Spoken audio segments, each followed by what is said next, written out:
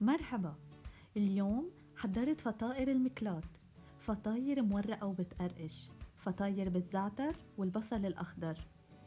هن 3 خطوات، تابعون معي للآخر لتشوفوا طريقة التحضير. الخطوة الأولى هي العجينة. لتحضير العجينة نحن بحاجة لكبايتين من الطحين الأبيض المنخول، منزيد عليهم رشة ملح ومنخلطهم مع بعض. نرجع منزيد تدريجياً كباية ونص من المي المغلية ومنقلب المي مع الطحين. عم استعمل أعواد خشب لتقليب الطحين مع المي السخنة. بقلب بسرعة لتتشكل معي حبيبات صغيرة. ضل زيد المي لحتى ما شوف طحين ناشف بكعب الجاد.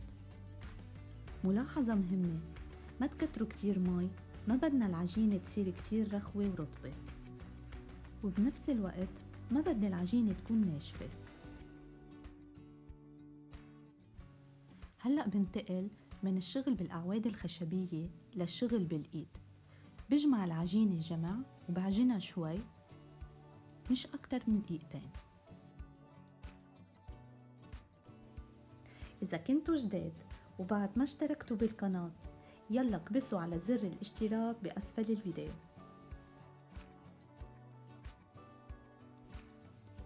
بعمل العجينة على شكل طابة، بحطها بالجاد وبغطيها منيح وبتركها ترتاح لمدة 30 دقيقة. هلأ وصلنا للخطوة الثانية. من بعد 30 دقيقة العجينة صارت دافية وطرية.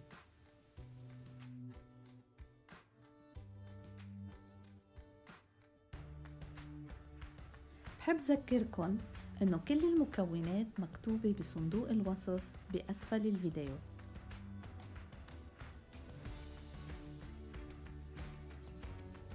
برش شوية طحين وبقسم العجينة لقسمين.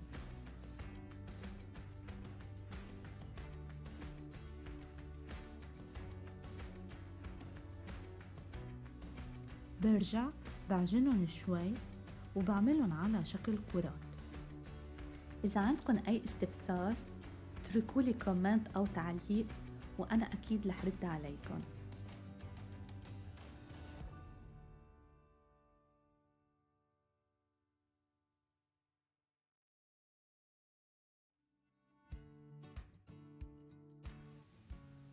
بنفرد العجينة بشكل مستطيل ومنمدها قد ما فينا من دون ما تتخزق معنا. دايما برش طحين وبشتغل تيصير فرد العجينة أسهل.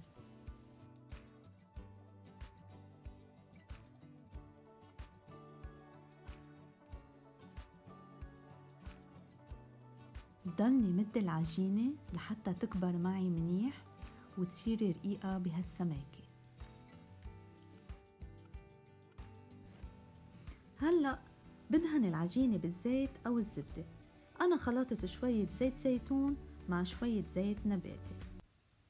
بدهن العجينة منيح بالزيت وبتأكد كمان من دهن الأطراف.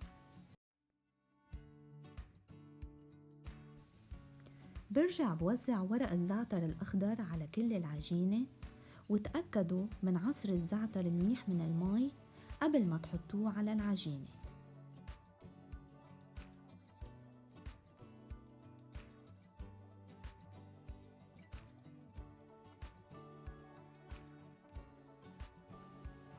برجع بلف العجينة على مهل بالطريقة اللي عم بتشوفوها.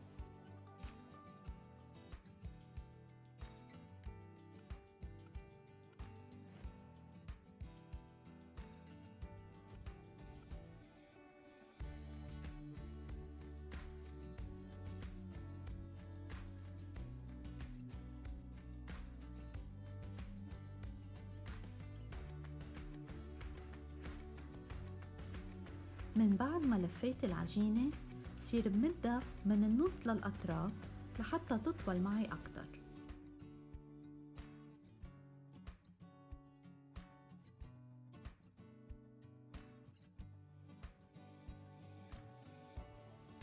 بسكر الأطراف كتير منيح عن الميلتين.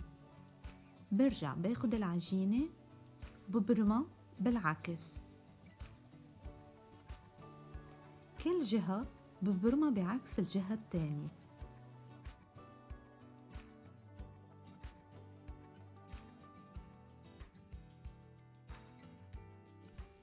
هلأ باخد أول طرف من العجينة وبصير ببرمها على شكل سبيرال.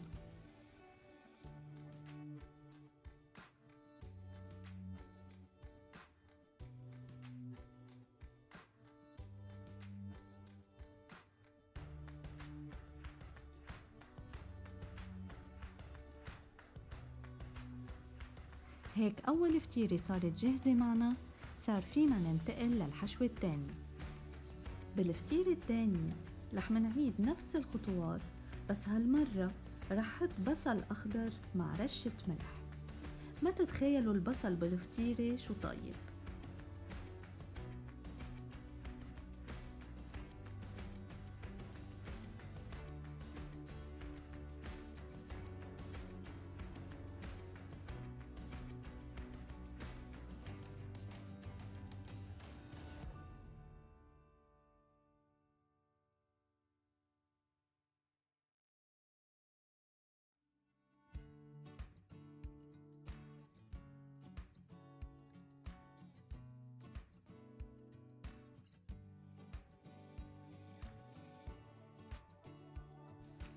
بدهن العجينة بشوية زيت، بغطيهم بالنايلون وبخليهم يرتاحوا 10 دقايق.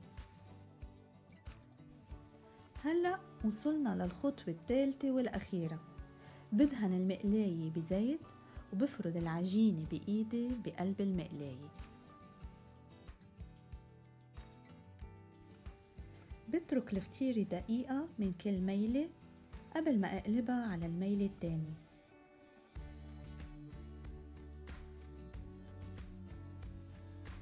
تني أقلب الفتيرة على نار متوسطة لحد ما تتحمر وتصير جاهزة.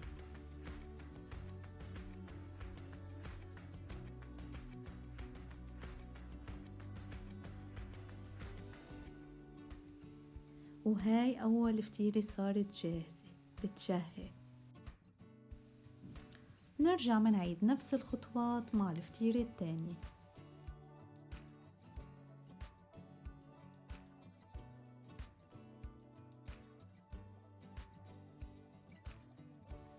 يلا جربوا الوصفة واعطوني رأيكم فيها. بشكر متابعتكم كتير. إلى اللقاء بالفيديو المقبل.